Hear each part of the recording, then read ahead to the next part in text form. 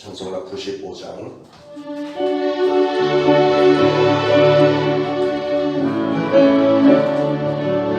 나의 기쁨 나의 소망 되시며 나의 생명이 되신 주 만나 불러서 찬송을 그러로 늘 하신 마음 은일세 나의 자복한 성한 목자는 어느 꽃다운 동산에 야외 우리와 늘 함께 가셔서 기쁨을 함께 하실까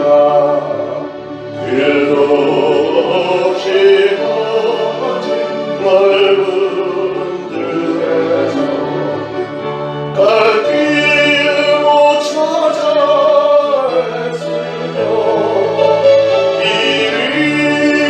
이리저리로 헤매는 내 모양 자원수 조용 하도다 주의 자리를 화평하며 모든 천사도 반기며 주의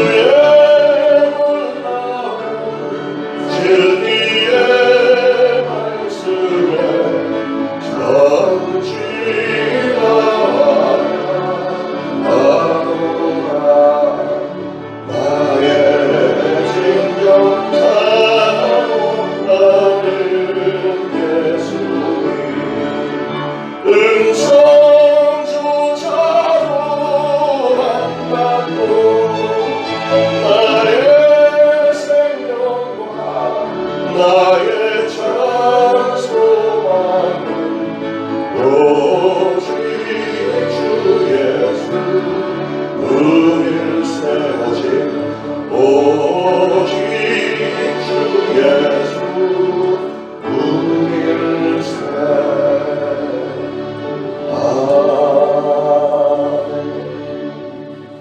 오늘 시편 14편입니다. 우리 다 같이 한 목소리로 1절부터 마지막 절까지 7절까지 봉독하겠습니다. 어리석은 자는 그의 마음에 이르기를 하나님이 없다 하는도다. 그들은 부패하고 그 행실이 가증하니 선을 행하는 자가 없도다. 여호와께서 하늘에서 인생을 구워 살피사 지각이 있어 하나님을 찾는 자가 있는가 보려 하시는즉 다 치우쳐 함께 더러운 자가 되고 선을 행하는 자가 없으니 하나도 없도다. 죄악을 행하는 자는 다 무지하냐? 그들이 떡 먹듯이 내 백성을 먹으면서 여호와를 부르지 아니하는도다. 그러나 거기서 그들은 두려워하고 두려워하였으니 하나님이 의인의 세대에 계심이로다. 너희가 가난한 자의 계획을 부끄럽게 하나 오직 여호와는 그의 피난처가 되시도다. 이스라엘의 구원이 시온에서 나오기를 원하도다. 여호와께서 그의 백성을 포로된 곳에서 돌이키실 때에 야곱이 즐거워하고 이스라엘이 기뻐하리로다. 아멘. 우리가 속해 있는 교단에는 목사님들, 선교사님들이 참 많죠. 거슬러 올라가면 아마 한 45년쯤 전에 김광신 목사님이라는 분이 42세의 은혜를 받고 신학 공부를 해서 47세의 목사가 돼서 사역을 했습니다. 그리고 22년 사역을 하시고 은퇴하셨는데 그 22년 기간 동안에 수백 명의 주의 종이 나오고 수백 명의 선교사들이 나왔습니다. 근데 그 목사님이 늦게 은혜를 받고 늦게 목회를 시작했잖아요. 근데 그분은 확실하게 하나님을 만나고 예수님 영접하고 자기가 하던 큰 사업을 다 정리해서 자기가 섬겼던 교회 그냥 헌금으로 다 바치고 자기는 빈 털터리로 나와서 신학교를 들어가서 주의 일을 하는 걸 보고 많은 분들이 은혜를 받고 삶이 달라졌어요. 근데 참 공통적으로 그분이 그래서 그랬는지 다 나이가 드신 분들이 은혜를 받았어요. 40세, 50세 이렇게 넘은 분들이 뭐 회계사 하던 분들, 공대 다니던 분들, 무슨 직장인들 이런 분들이 느지막하게 은혜를 받고 나서 삶이 확 달라지고 그래서 전 세계에 선교사로 나가면서 지금 그 22년 사역하는 동안에 6,000개의 예배당이 선교지에 세워졌습니다. 참 기가 막힌 거죠. 무슨 뜻이냐면 하나님을 만나고 나서는 사람들의 인생이 확 이렇게 달라지는, 삶이 달라지는 겁니다. 만약에 하나님께서 그분에게 보여주셨던 것처럼 우리도 여러분도 동일하게 한다면 여러분의 삶도 달라질 것입니다. 저는 늘 기도하기를, 저를 만나 주셨고 저의 인생을 바꿔주셨던 하나님께서 동일하게 역사하셔서 여러분들에게도 그런 일들이 좀 나타나면 좋을 것 같아요. 아멘이 없습니까? 여러분의 삶이 정말 주의 일을 하는 것이, 이것이 인생의 가장 큰 보람이다, 이런 분들이 좀 생겨나면 좋을 것 같습니다. 때때로 이 세상을 돌아보면 정말 점점 더 죄악이 극심해지는 것 같지 않습니까? 옛날에는 누구 한 사람만 죽이거나 뭐 조그만 범죄만 있어도 막 나라가 경악할 정도로 막 난리 났었는데, 이제는 그 범죄의 수준이 단위가 뭐 100배, 1000배, 10,000배 이렇게 되는데도 까딱은 합니다. 그런데 이상하게 하나님은 침묵하시는 것 같고, 하나님이 계시는지 안 계시는지 분간이 안 되고 때도 있습니다. 도대체 하나님은 어디서 무엇을 하고 계실까? 이런 궁금증이 있잖아요. 신앙생활을 열심히 잘하는데도 세상이 불공평해 보일 때 도대체 하나님이 좀 이제 손을 좀 보셔야 될 때가 된 것 같은데, 이런 생각을 드는데 뭐가 보이지 않을 때 정말 갈등이 오고 고민이 있지 않겠어요? 그런데 그런 궁금증, 이런 불안감은 우리 때만 있는 게 아니고 우리 성경에 보니까 모세 때에도 있었고 오늘 시편을 기록한 다윗의 때에도 있었다는 거죠. 그래서 오늘 시편의 다윗의 시에서 하나님이 어디 계신지 한번 살펴보기를 원합니다. 첫째로 어리석은 자들에게는 하나님이 보이지도 않고 계시지도 않습니다. 1절에 보니까 어리석은 자는 그의 마음에 이르기를 하나님이 없다 하는도다. 그들은 부패하고 그 행실이 가증하니 선을 행하는 자가 없도다. 여호와께서 하늘에서 인생을 굽어 살피사 지각이 있어 하나님을 찾는 자가 있는가 보려 하신즉. 그러니까 이 세상 사람들은 하나님이 없다라고 단정을 짓는 거예요. 하나님이 없다고 고집을 피우는 사람들의 특징은, 성경은 오늘 말하기를 그들은 어리석은 자다, 미련한 자들이다. 어리석은 자들은 부패하고 그 행실이 가증하니 선을 행하는 자가 없도다. 그런 사람들이니까, 그렇게 어리석은 사람들이니까 살아계신 하나님을 만날 수 있는 신령한 체험을 할 수 있는 기회도 생기지 않는 것이고, 그러니까 하나님이 없다고 주장을 해야 되는 거죠. 여러분은 우리나라에 대통령이 있다고 믿으십니까? 대통령이 있다고 믿으시는 분 계세요? 다 안 믿으시는구나. 그러니까 여러분이 안 믿으시는 이유는 대통령을 만난 적이 없으니까. 실제로 여러분 대통령을 본 적이 없어서 대통령이 없다고 주장하시는 건가요? 그렇다면 그 사람은 어떤 사람이라고요? 오늘 말씀해 보면 어리석은 사람이라는 거예요. 내가 대통령을 만난 적이 없다고 해서 대통령이 없다라고 주장을 한다면 그거는 어리석은 사람이다.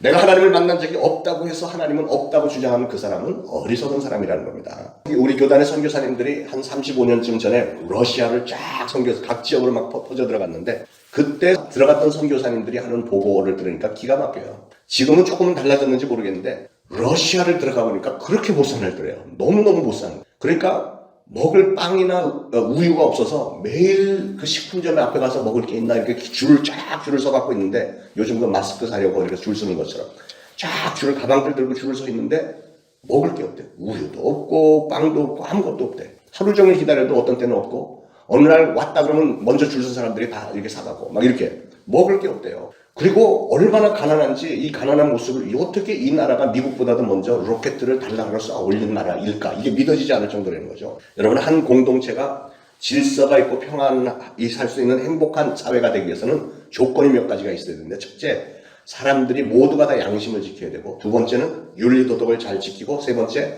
서로 믿고 서로 사랑하고 신뢰하고 희생하는 사회가 돼야, 그래야만 이 사회가 정상적인 사회가 됩니다. 근데 이것은 언제 가능하냐? 사람들이 하나님을 믿을 때, 하나님을 믿고 하나님의 법도 가운데 행할 때 이게 가능해지는 겁니다. 그런데 러시아가 왜 그렇게 됐느냐?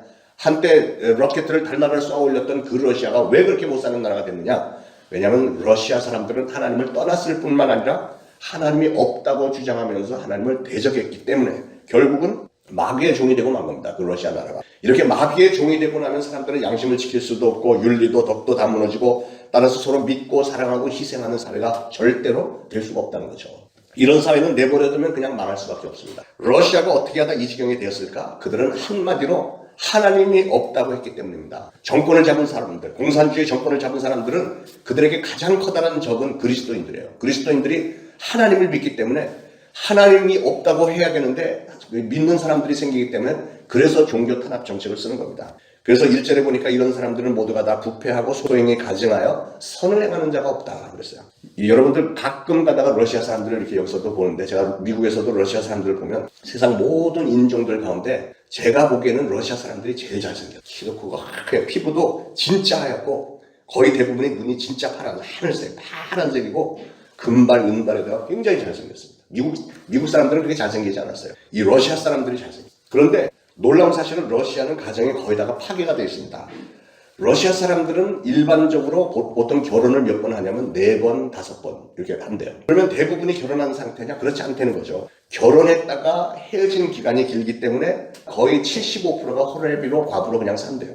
그런데 결혼한 사람들은 보통 결혼을 한 5번 이렇게, 그러니까 아내가 5명, 남편이 5명 뭐 이렇게. 무슨 말이냐면 오다 가다 눈이 맞으면 그냥 반짝여갖고 같이 살다가 금방 또 헤어지고 혼자 계속 살다가 또 눈 맞으면 또 살고 이렇게 한다는 거죠. 그러니까 짐승처럼 사는 거예요. 짐승처럼. 이게 윤리 도덕 기준도 없고 이게 하나님에 대한 존엄성도 없고 하다가 보니까 그냥 육신적으로 그냥 사는 겁니다. 러시아인들 사는 아파트에 들어가 보면 1층에 들어가면 입구에 막 소변 냄새가 막 쩐대요. 쩔어. 들어가기가 힘들대. 역겹대. 그리고 그 엘리베이터는 몇십 년이 됐는지 이렇게 엘리베이터를 누르면 털털털털하고 막 이게 무너져 내릴 것 같고 겁이 난대.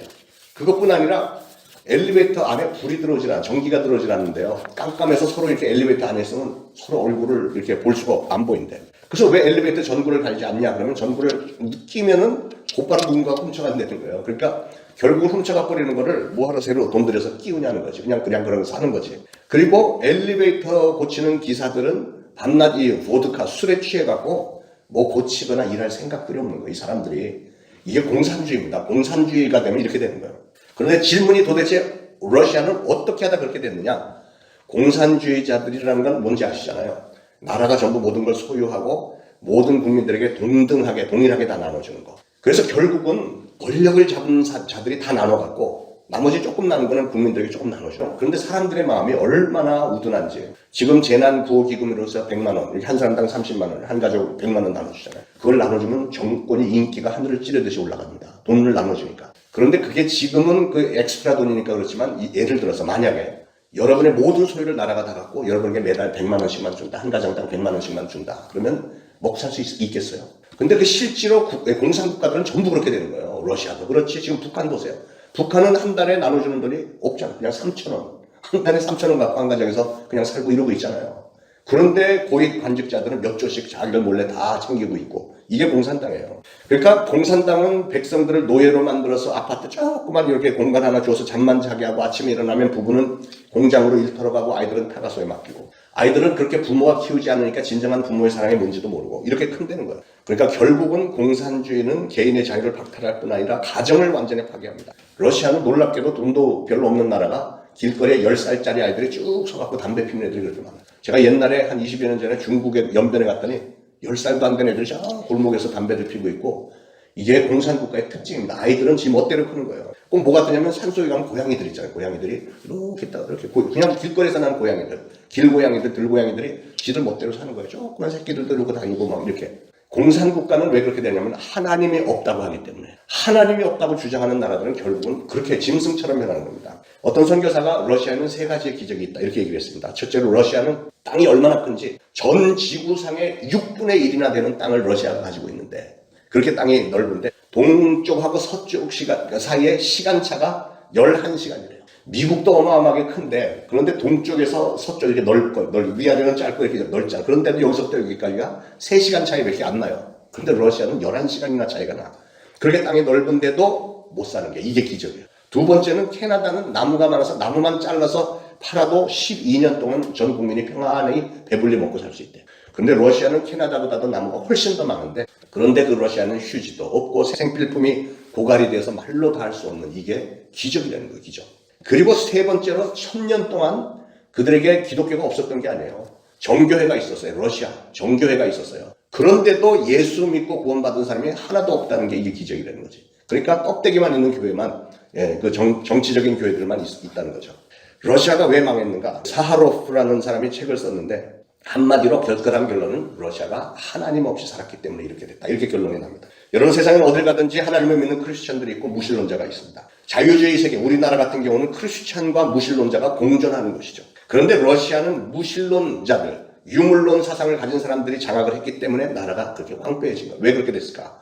그 원인은 뭐냐면 하나님이 없이 사는 사람들의 심령 속에는 마음이 황폐해졌기 때문입니다. 하나님은 없다고 주장하는 무신론 유물주의 사상이 그들의 마음밭을 황폐시키는 거예요. 세상 사는 나라들 한번 돌아보세요. 잘 사는 나라, 못 사는 나라가 뚜렷하게 구분이 되잖아요. 역사가 길고 짧은 건 중요한 게 아닌 거예요. 잘 사는 나라, 못 사는 나라. 잘 사는 나라, 기독교 국가. 못 사는 나라, 안 믿는, 기독교가 아닌 다른 우상을 믿는 나라. 딱 그거예요. 지금 그렇게 구분되어 있지 않습니까? 어리석은 자는 어떤 사람입니까? 이런 걸 보면서도 전 세계적으로 기독교 국가는 잘 살고 우리나라도 그렇게 못 살다가 잘 사는 나라가 된 거는 기독교가 들어가고 교회가 부흥되면서 나라가 잘 살게 된 거예요. 이런 걸 보면서도 여전히 깨닫지 못하고 하나님은 없다고 주장하는 그 사람이 오늘 다윗이 얘기하기를 어리석은 자다. 보면서도 모르겠냐. 오늘날 우리나라도 보면 정말 인심이 점점 악해져 가는 것 같아요. 이기주의에 눈이 어두워졌고 나라가 어떻게 되든 사회가 어떻게 되든 상관하지 않는 것 같습니다. 돈만 주면 좋다고 하고 황금 맞는 주의 윤리 도덕이 타락됐고 지도자들은 막 거짓을 하고 비리는 다 하면서도 아니라고 주장해야 되고 그리고 교육의 부재 이런 것으로 막 점철이 되는데 이게 다 어디서 오는 거냐면 하나님은 없다고 주잖아. 하나님을 경외하지 않는 겁니다. 무신론 사상의 큰 폐악은 하나님의 말씀을 떠나게 만들고 그 우상 숭배를 팽창시키고 결국은 인간들을 짐승 본능적인 존재로 그냥 다 되돌리려고 하는 것이 무신론 사상이에요. 왜냐하면 이 무신론 사상의 배경에는 누가 있어요? 마귀가 있는 거예요. 마귀가 세상 사람들을 다 그렇게 만드는 겁니다. 그러기에 결론적으로 오늘 다윗의 시편을 보면서 우리는 왜 복음을 믿고 예수 그리스도를 영접하고 이 복음을 열심히 전파해야 하는가? 이것만이 참 소망이고 참 생명이라는 것을 꼭 기억하시고 확신을 가지시고 여러분의 가정과 여러분 주변 많은 이들에게 예수 그리스도 복음 열심히 증거하시길 축원합니다. 기도하겠습니다. 하나님 감사합니다. 오늘도 말씀 주셔서 감사합니다. 저희들 온 세상을 돌아볼 때 하나님을 믿고 따르는 이 나라들 잘 살고 그렇지 않은 나라들은 정말 어려움들이 많고 이것만 보아도 우리 하나님은 오늘도 여전히 살아계시며 우리를 사랑하시고 축복하시는 하나님 것을 볼 수 있는데 어리석은 자들은 그의 마음속에 하나님이 없다 하고 그 삶은 부패하고 행실이 가증하고 선을 행하는 자가 없도다 라고 말할 정도로 오늘날 세상이 그렇게 변해가는 것을 보면서 아버지 하나님 저희들이 더 열심히 복음을 전해야 되겠다고 하는 신앙의 결단을 합니다. 새벽제단에 나온 우리 사랑하는 성도들이 하나님을 사랑합니다. 하나님을 의존합니다. 하나님만을 믿고 따르기로 다시 한번 작정을 합니다. 우리의 각 가정들마다 하나님이 주인이 되어주시고 예수 그리스도가 주인이 되어주시고 우리의 평생에 오로지 하나님의 영광을 위해서 살겠노라 다시 다짐하는 시간 되게 하옵소서. 오늘 새날 주셨으니 이날도 축복하시고 저희들과 동행하시면서 우리 하나님께서 우리를 위해서 예배해 두신 그 축복된 길로 오늘도 가면서 승리할 수 있도록 성령님은 도와주옵소서. 예수 그리스도의 이름으로 간절히 기도합니다. 아멘.